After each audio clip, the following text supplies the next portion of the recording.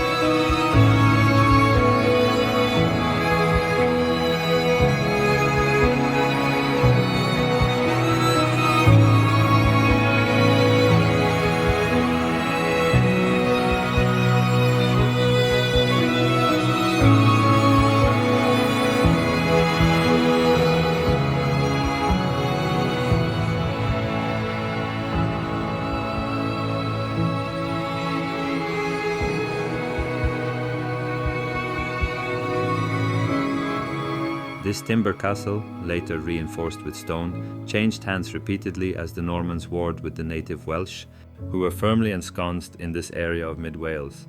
The castle first fell to Owain Gwynedd in 1136.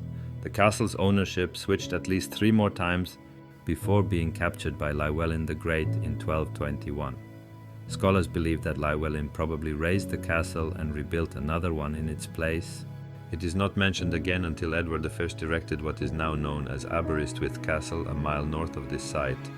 Aberystwyth Castle was built along with Flint Castle, Rhuddlan Castle and Builth Welsh Castle by King Edward I as part of his campaign against the Welsh. Aberystwyth Castle, started in 1277, was a particularly taxing job. It still was not completed by 1282 when the Welsh briefly captured and burned it. Construction was finally completed in 1289 at great expense to the crown.